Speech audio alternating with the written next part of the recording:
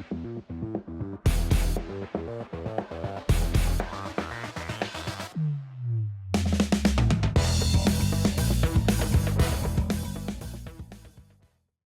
everyone, welcome back to another episode. Thanks for tuning back into the channel. You know, I recently did a video on the difference between a chatterbait and a swim jig and when I like to utilize both of those baits, because for me they are very different baits.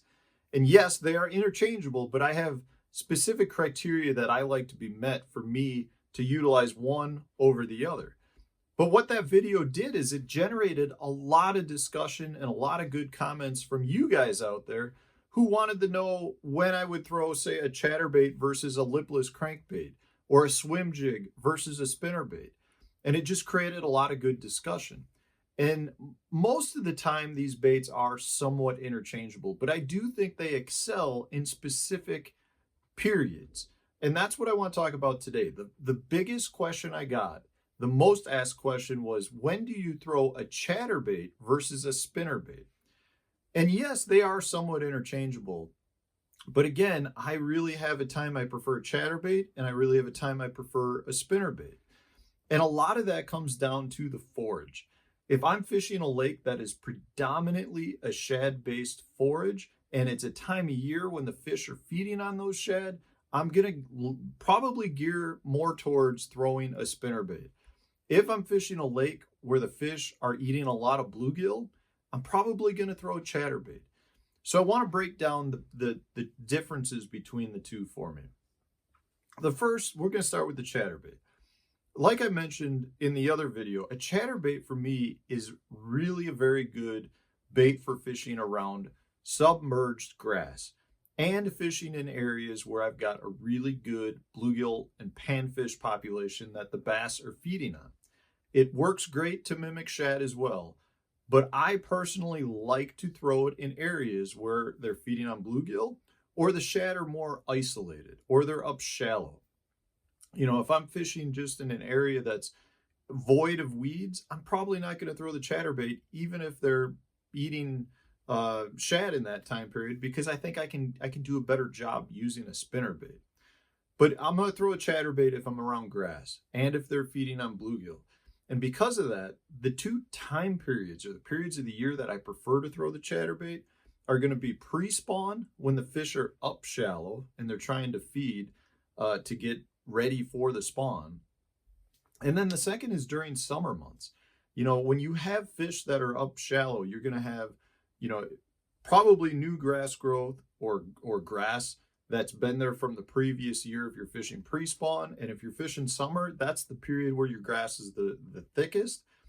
And a chatterbait is just such a good grass bait because it comes through relatively weedless and it's just an efficient bait to throw. A spinnerbait, depending on the grass, a spinnerbait does not come through real well. If you have a lot of broken off grass particles, if you've got a little bit of slime on the grass, or if you have a grass that just is real clingy, a spinnerbait is going to get balled up. It's just not going to work well. So I want a chatterbait in those scenarios.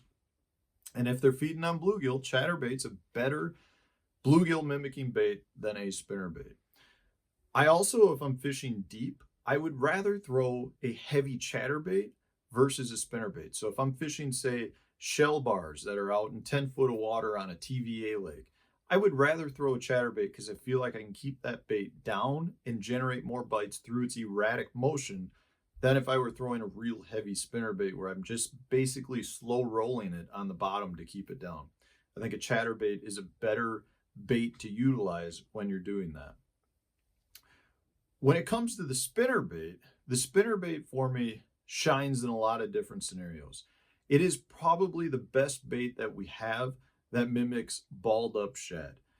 So the first time of the year when I really pick it up and don't put it down much is during the shad spawn. So you're talking the post-spawn period when the bass go from the beds and they're done guarding to all of a sudden they're going to feed up on the shad real well because the shad are all up shallow, you know, whether they're spawning around rocks or they're spawning around docks or they're spawning around some sort of bank grass. A spinnerbait is a phenomenal bait to take advantage of a shad spawn bite. So During the post-spawn period in early summer when the shad spawn's going on, I would rather throw a spinnerbait versus a chatterbait.